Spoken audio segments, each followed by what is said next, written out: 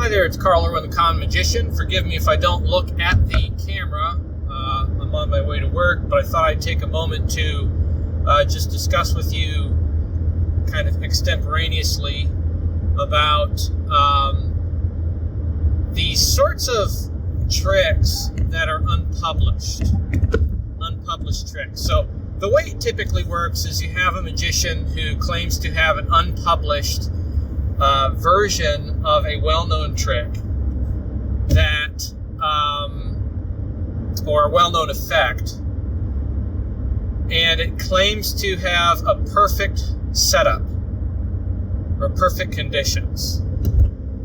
So you have a trick like any card at any number or Scarney's Aces. Those are the two real big ones. The other one is the open prediction, which is what this is going to be about, specifically the Thomas Baxter trick that is apparently named Dianetic Rage. And it came up in the comments section on a previous video about what I thought about that. Well, I don't know what I can think about it. I've never seen it. I don't know. I mean, some people probably have seen what he calls this trick, Dianetic Rage, as an open prediction that claims perfect conditions. That is to say that it is an open prediction where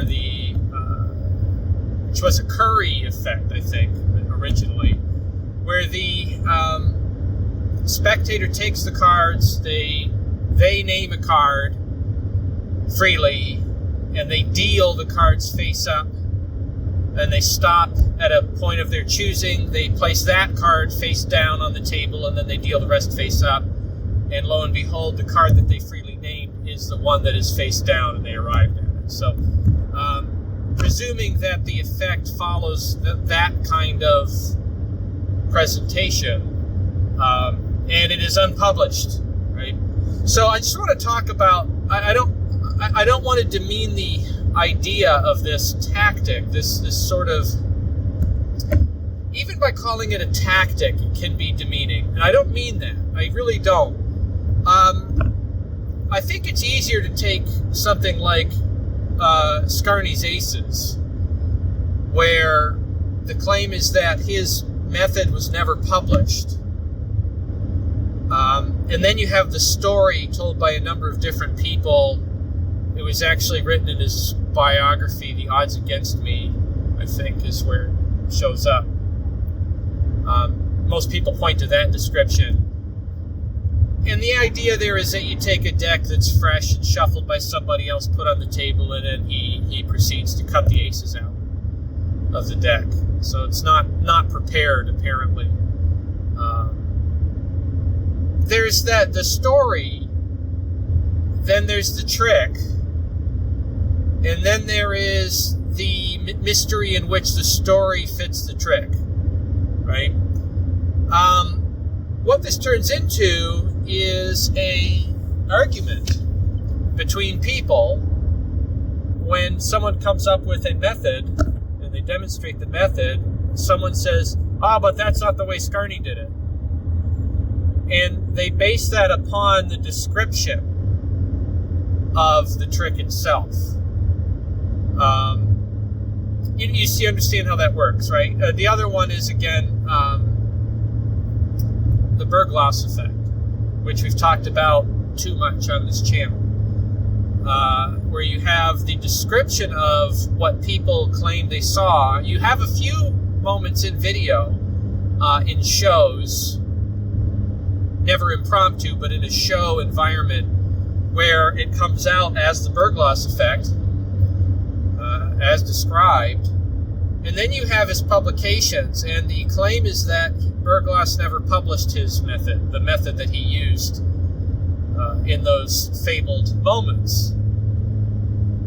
I argue in all cases, Bergloss effect and Scarney's Aces, that between what you see in performance, what has also been published, and then what is said in interviews, between all of that, I think it's highly probable that you come up with a favored solution that is used in those high-profile moments.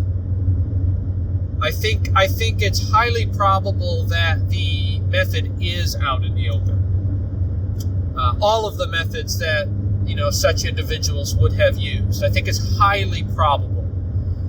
And that says nothing about just other methods that are known that personality, the personality in question, simply did not speak of in relationship to their effect, right?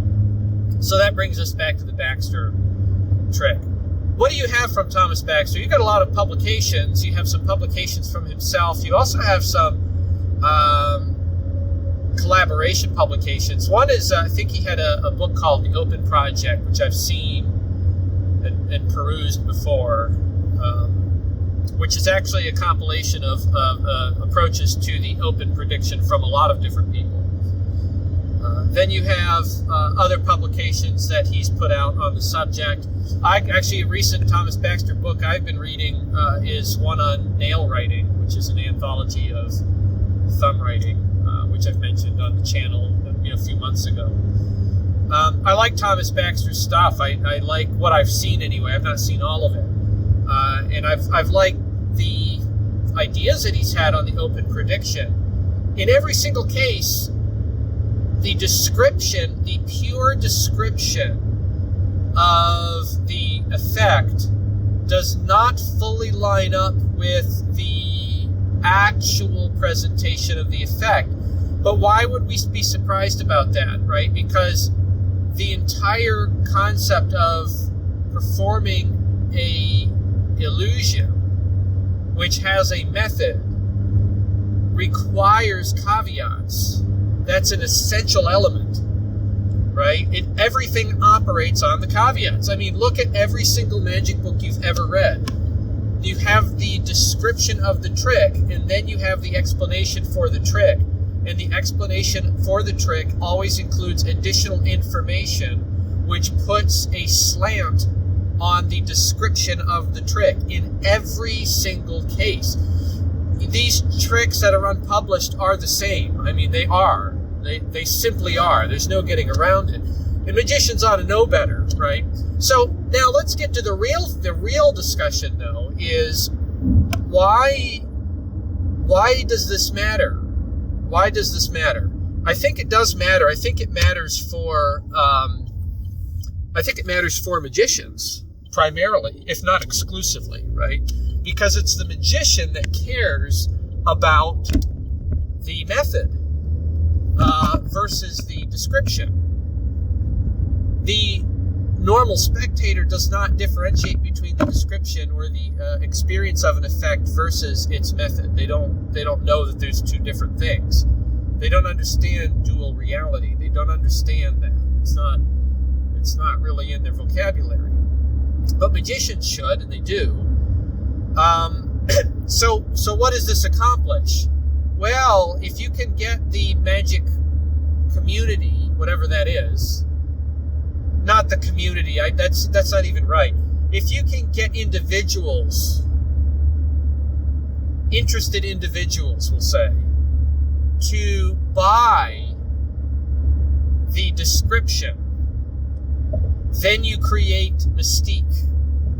And that is extremely important to the magician. That is extremely important. Now, it's interesting to point out that this only works for well-known people, particularly well-published well-known people. This does not work for typical nobodies like myself. I mean, I'm a typical nobody. I have a following. It's a small following. I have some published stuff, but it's a small following. I'm not widely, people don't know me. I'm not known. I'm known by a few people. I'm known by some important people who have taken the time to know me, and I'm known mostly by a very small group of just general, hobbyists that take an interest in the kind of stuff we talk about here because it's for the general hobbyist, right? I'm not known. I'm a nobody. If I claim that I have a method for a well-known effect that has a perfect description, and I say that my method follows the perfect description, but it's unpublished and it will never be published. That doesn't matter to anybody, right? It might matter, maybe it might matter to 2 people because I do have a following, right? Now, if you go to somebody else who's just online on social media, they just have an account, but they don't actually do this with any frequency like I and some other people do, and they make the same kind of claim, that would matter to nobody at all whatsoever. Instantly someone would say, prove it, right? But then you go to the seasoned professional who makes a similar claim, and then somebody says, prove it, and then quickly everybody else jumps on them and says, who are you to say that? You're a nobody. Everybody goes to bat for them, right? Or you'll have some other people, other magicians, who vouch for them and say, I've actually seen this at work, and I can say it's exactly like they say. Now, one of 2 things has happened. Either they fully understand the method and they also are willing to advocate to that description of the trick. Why shouldn't they? Or they don't know the method and they were fooled by it and they're willing to vouch for it in their experience. Either way, it's ethical. Either way, it's ethical. There's nothing unethical about it. But what do I think about Dianetic Rage from Thomas Baxter? I can't think anything about it. I've never seen it. I'm never going to see it. Most of us will never see it. In all probability, what is it? It's a trick with a method. Well, not in all probability, it is a trick with a method. Do we know the methods? We know the methods. The methods are out there, right? It may be a very complex, elaborate setup. It may be impromptu. Either way, the methods exist, right? That's what I think. So, the real question, I think, for anybody that gets into this stuff and is just trying to hunt it down and find it, the real question I have for you is, why don't you do it? Why don't you come up with something that is yours?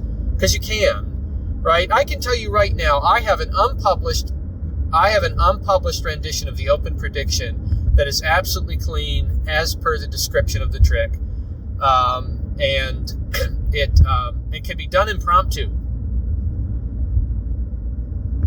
And it is unpublished, and it never will be published. Are you interested? It's true, I do, but you shouldn't be interested. It shouldn't matter. It shouldn't matter to you, because there's reasons why I wouldn't publish something like that. One is the mystique is enjoyable. 2 is that if it's published, it will be refuted by some, because that's what we do, because we can't stand the fact that tricks have caveats and operate on methods, and I don't want that kind of attention. Those are pretty much it, right? That's it. Or the last one, the trick is just so good I don't want to share it. That's the less likely reason, right? That can be true, but it's the less likely reason. Anyway, those are my thoughts. Good luck with that. Happy magicking.